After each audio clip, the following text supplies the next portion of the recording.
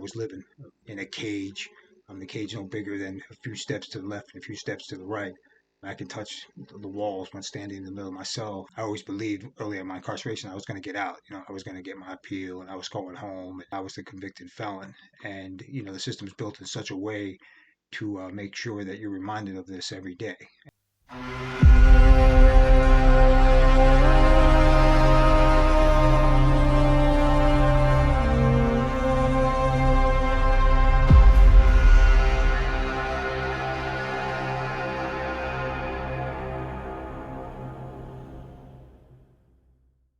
Greetings and salutations. I'm Victor Sordi and welcome to my channel at 28 to Persevere. Thanks for watching. At the end of this video, smash that like button and subscribe if you haven't already. It's all very much appreciated. Today's video, I want to talk about the mindset that I had when I woke up every morning facing 28 to life, never knowing whether or not I was ever going to get out, or whether or not I was ever going to trust anyone again. Just sitting there every day, stewing in this maelstrom of madness, contemplating my own existence, contemplating the purpose of my life, what meaning there was in all of this madness, whether or not I could find my way inside this maze of imbecility, sanity, chaos, fear, anger, resentment, contempt, depression, anxiety.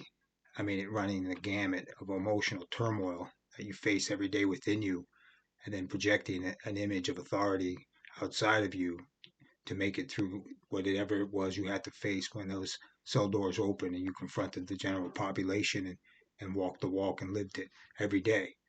My mindset, other than the fact that, when I first started, I was a kid. I was young. I didn't know whether or not I was coming or going.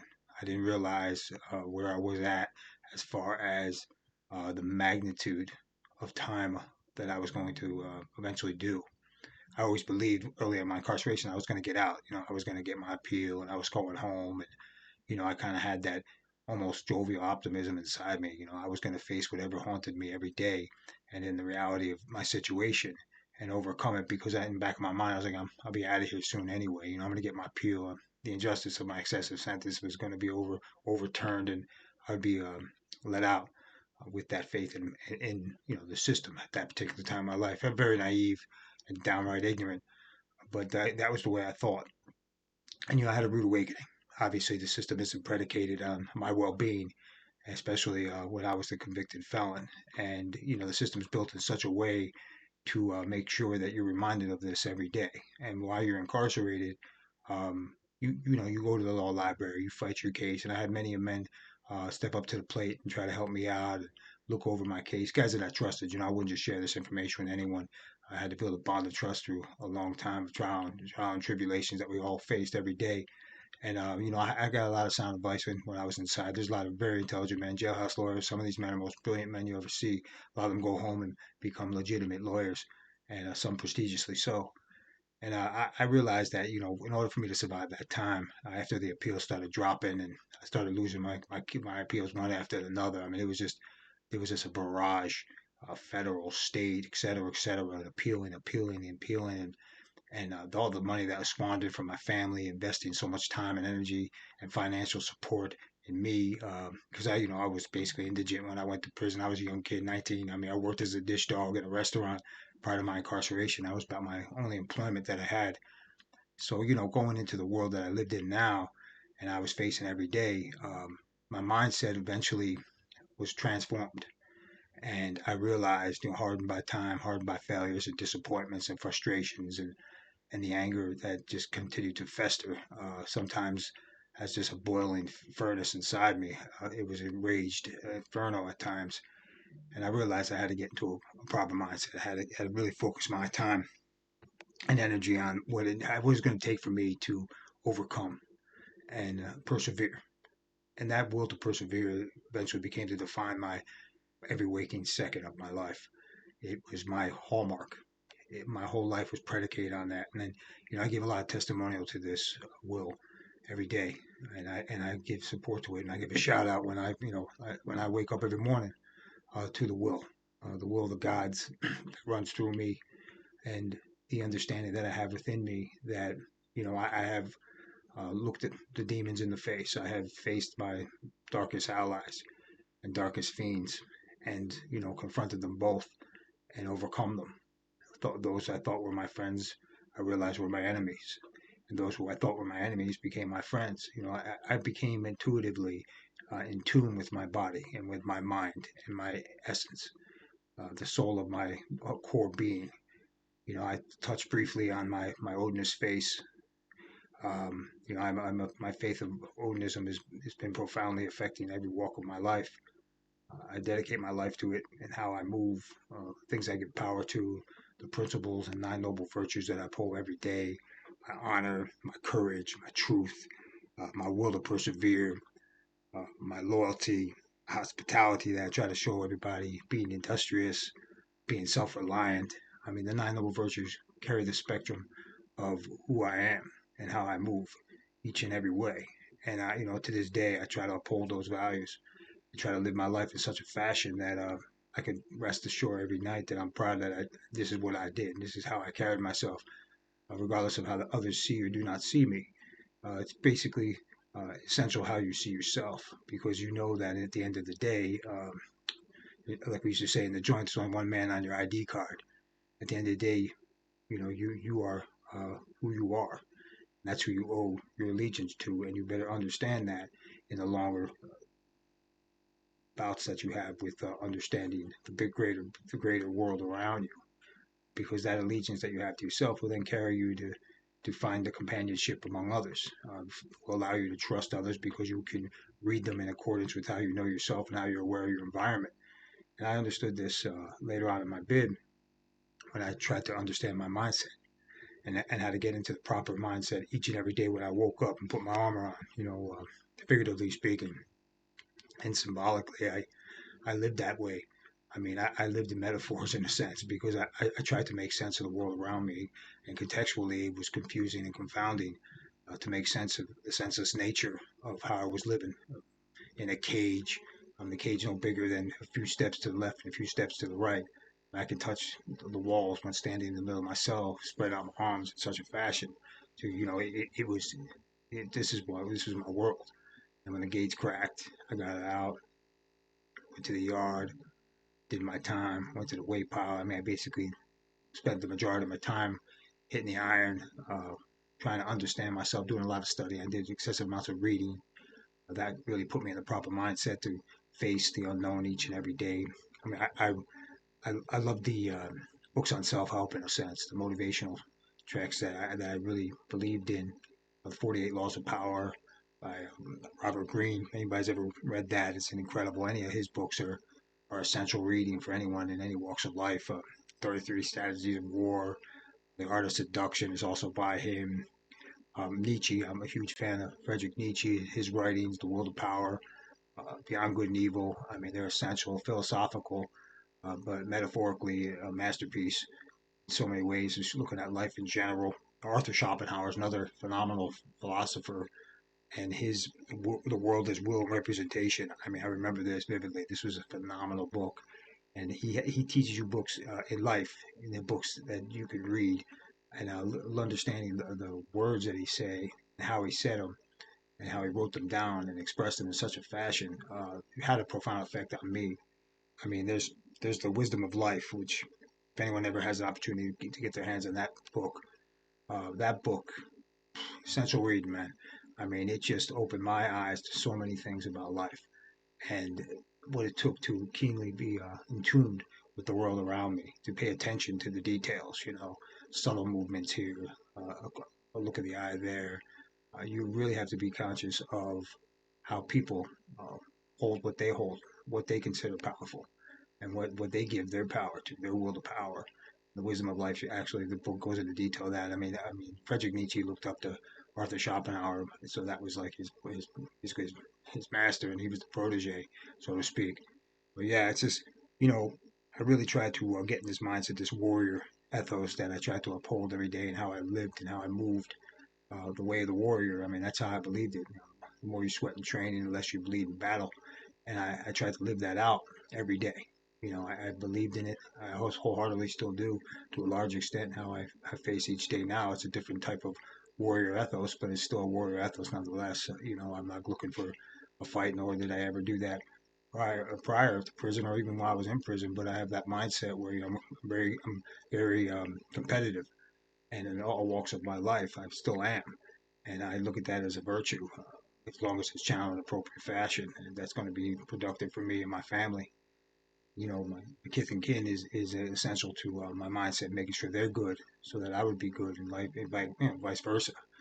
But it's a mindset that you really have to heed while you're inside, how to get in that proper mindset. My mindset was just channeled in, man.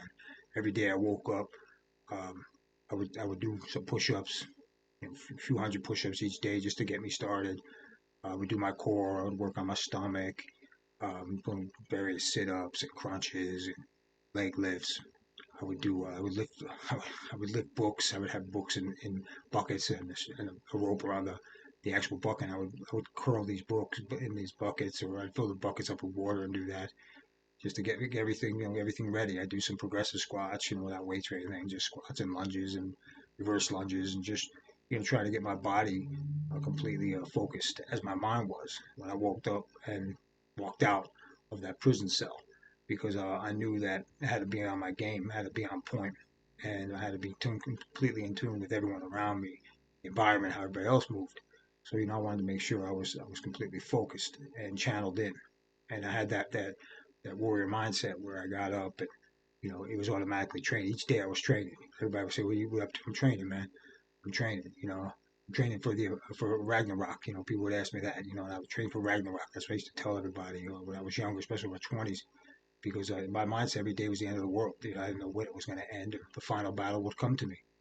And I focused on my studies. I did a lot of studies. I went to Odin's services. Every Wednesday was Odin's day, as it is still is, and how I still study each and every day, and I still devote precious time and energy to that walk of life, because that is a way of life. It's not just something that we worship on a singular day and take heed to. I never bowed to any master.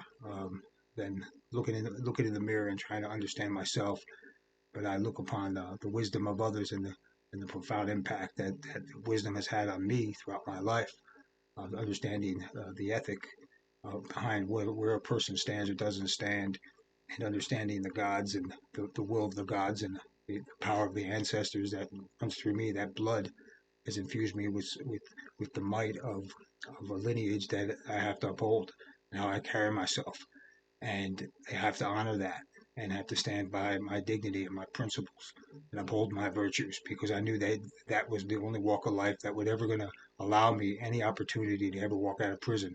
If I haven't stressed enough the reality that I needed to hold my head up, I needed to stand tall. You had to face your fears head on. There was no running or bowing or cowering away from the necessity of facing the unknown, because it's quickly approaching, and you're going to come face to face with it anyway. So I ran headlong at it, and I faced the unknown and whatever comes with it, because I knew that if I didn't, I was never going to make it out of there. I would be consumed by the elements and the negative forces of chaos that was all around me, and pressing on me in each and every way. There was a darkness, and that was palpable around you, and you can fall astray and be led to a darker side of thinking, where you no longer have any light of the glimmer of hope inside you, or the ability to process information that would be productive for you and your loved ones later in life, that you can use in a constructive fashion. That information could be the wisdom of a book that you now heed and live every day, how you apply it to your everyday walks of life. It could be something that somebody else said. Each person I came across, I looked upon as a messenger in a sense. It could be a negative message, it could be a positive message, but each day we cross paths with people nonchalantly, and that person might have a little impact or might have a profound impact on us. They might be a complete stranger, might be someone you're super close to, but their influence is still felt. I mean, it's still on the pathway of opportunity laid out before you, and then how you process that information, and then what you do with it will have a profound effect on every walk of life going forward, not only for yourself, but be assured that others too, they feel your vibe, they feel your energy, they feel the way you move. And I made sure that the people I came across, even inside the joint, that I would leave a lasting impression upon them, that we would take something out of this, this horror show that we were all in. I mean, we tried to gain as much knowledge as we could, and it could be anything. It could be from working out to the wisdom of life, how to move. But it was that type of connection, that type of growth that I aspire to get to and achieve each day. And I wanted to make sure that I moved in such a fashion that I would gain this type of knowledge. I would gain this type of strength because knowledge is power, and it is the strength that moves us and infuses us with an energy that isn't easily gone. It doesn't go away. It's something that grows, and festers, and it can weaken. You can lose that will to want it to overcome it, the things you need to overcome, but you never truly lose that essence. Once it's inside you. And I truly abided by that every day and how I moved. And I still do to a large extent. It's this way of living, it's this way of thinking that has put me in the position that I'm in today, to overcome what seemed at times insurmountable obstacles. There was the negative forces. There was people at every nook and cranny of the world around me that were possible enemies or possible allies. I had to make sure I read the room right, or I would be consumed by it and destroyed as a result of it. So you really have to be conscious of not only the ins and outs of everyday life, but the effect you have upon it and the many lives around you, both positively and negatively. Another aspect of life in prison that really had a profound effect on me and allowed me to read the room appropriately was how each and every day I would come across people. And though I wasn't much of a people person in the sense that I didn't open unnecessary doors to anyone, you had to get to know me really well before I ever talk about anything personal on my end. But the reality was, I enjoy picking people's brains, as I still do. I like to see and hear what people think, and I like to paint a picture, a mental picture in my head of what they're trying to say and how they're trying to say it, and where they come from, and where it is that they're getting their information from, how they feel about the world around them, how they interpret it, how they analyze the world, and then how they combat whatever it is they have to confront that day. It can either be in a negative or positive way. I try to learn from it. And we all do a lot of people watching. Most people love people watching. We keep our eyes wide to what other people are doing and what they're saying and how they're saying it and how they're moving, and we critique and we pick and what we want out of a conversation, and it may or may not resonate with us, or it may aggravate us, or whatever it might be. And the reality was, inside the joint, a lot of the guys I came across, after getting to know them well, I really enjoyed picking their brains because I wanted to know more about where they came from and how they got about the information they had with the environment, how they were interpreting it. And then it allowed me and helped me move in a way that allowed the knowledge to set itself inside me, take root within my brain. And the growth comes from that knowledge and understanding, and the knowledge of others is invaluable. Obviously, I mean, when we pass this information on to one another, we grow collectively as a result of it. And that type of power and that type of strength is something that can uplift others in an immaculate fashion. It really can. And I learned quickly inside to read a room and to read people and to get in the proper mindset, because that mindset ultimately was going to determine whether or not I ultimately would survive the rest of my time incarcerated. But I got to know a lot of the old timers. When I was a kid, especially between like the ages of 19 and mid 20s, even in my late 20s, most of the guys I hung out with were obviously a lot older than me. I mean, the OGs and the old timers. I took heed to a lot of things they said, especially the ones that were really stand up and respected throughout the joint. I got to know quite well. And a lot of these guys put me under their wing, and they saw how I was hungry, and I was a student of life. I was hungry for knowledge, and especially trying to understand the world around me. I was totally channeled into this world now, because in my mind, I never thought whether or not I was going to get in prison. So my whole focal point was to focus on how to survive prison. So I would pick brains and ask questions, but selectively. I wasn't a talking machine, and I wasn't too inquisitive, because then guys would look at you like, look sideways at you, like, well, why are you picking so many brains? Why are you asking so many questions?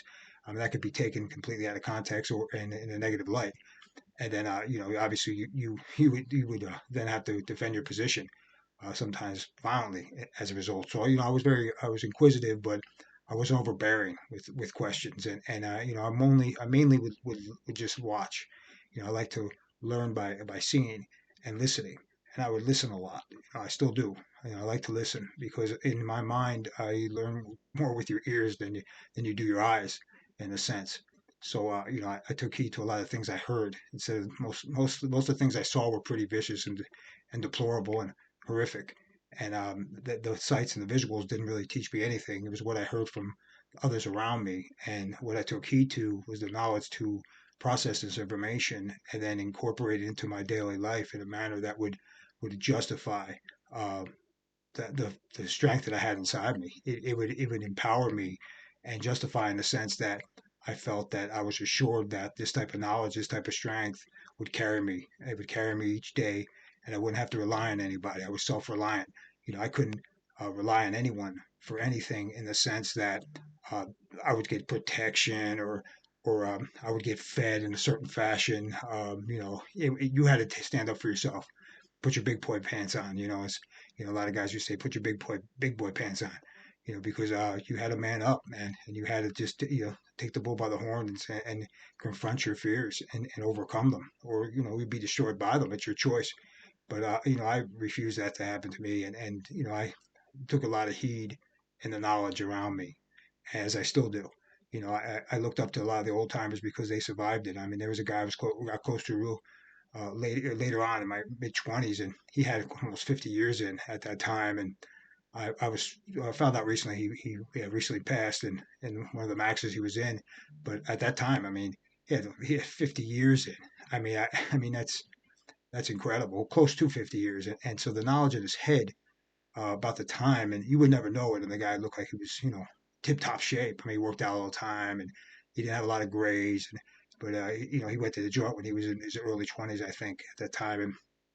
And it's amazing that he survived that time in the way he did, and he still had his sanity intact to a large extent, which is remarkable in itself. But he would share a lot of knowledge. He always got a kick out of my inquisitive nature and how I would ask questions and about life in general. It wasn't just always prison related. There is a philosophy on living, and we're all trying to find it in some form of fashion. And we think we figured it out, and the moment we do, we're left, looking around confused. So I tried to make sense of the world around me best I could. And I remember this old timer, and he really taught me a lot about life just by his words, just by saying things and how to move and how not to move and what to say and what not to say and when to listen and when to open your mouth and when to just take a step back and reflect and be pensive, and then when to just spontaneously attack, and whatever the case may be, because the reality was in your environment you had to think things through, and if you didn't, if you were left with no choice, you had to act impulsively, you had to act in decisive fashion, and you had to be authoritative and disciplined in your movements because ultimately you were judged in accordance with it and how you survived that day. So it was a great lesson in understanding the greater nature of mankind, the people you dealt with, that sense of humanity that you were constantly a part of, and that you had to try to make sense of just to make it through that day and that moment. But the proper mindset is really at the core of what I believe is the standard bearer for each person that is inside the prison system and in life in general. I mean, a mindset carries person to where they need to be in their life, and be it negatively or positively, and how it affects others too. So in prison, it's just ratcheted up tenfold. I mean, everything is extreme inside, especially throughout. From what I experienced, I saw firsthand that your decision making was ultimately it, it it carried tremendous weight, not only on you but how it affects others around you and even people well beyond the wall, that your family members, your kith and kin in general. So I always remembered that, and I always tried to hold myself in a fashion that would understandably show me that what I'm doing uh, is the right way of doing it. It might be looked upon in skewered fashion by somebody that doesn't live in this world, but the ones inside the world knew that if you hold yourself in such a fashion and with the knowledge that you gained with the proper mindset, that it will take you to survive. You'll get the respect that you earned, and you can still have your honor. You can still have your dignity intact, and which is essential to survival. Having that dignity, which you get stripped away quickly when you come to the joint. So you uphold your honor, you uphold your pride. You are self-reliant, but you also rely on the knowledge of others. to gain insight into yourself and into the world around you. And I truly believe that, the virtues that I took out of this and this experience that I went through carry within me each day and how I hold myself now. And whenever I meet somebody, I try to read them, but I don't look upon them harshly right off the bat like I used to. I give a person a fair chance to explain who they are and where they come from, and just get to know them on a personal level. And this platform allows me to reach countless people from all over the world, and that's which is remarkable to me. It still blows my mind. It's all inspiring.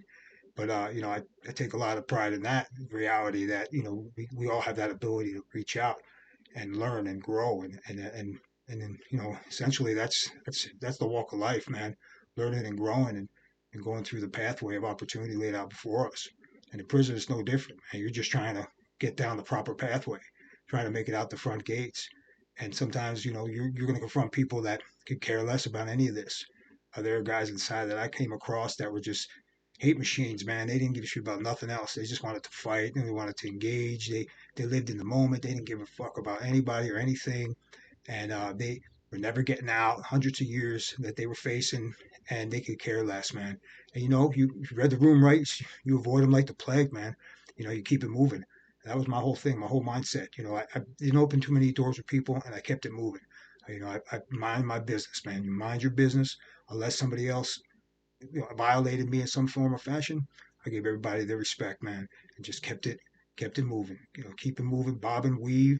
There are a bunch of drunk drivers on the road. That's how I look at it. You never know what the next person's thinking, so you just try to bob and you try to weave, try to avoid what might seem unavoidable. But you do the best you can in that regard. But mindset really relates to this. I mean, mindset is everything. But yeah, hit me up with a comment. Let me know what y'all think about this video.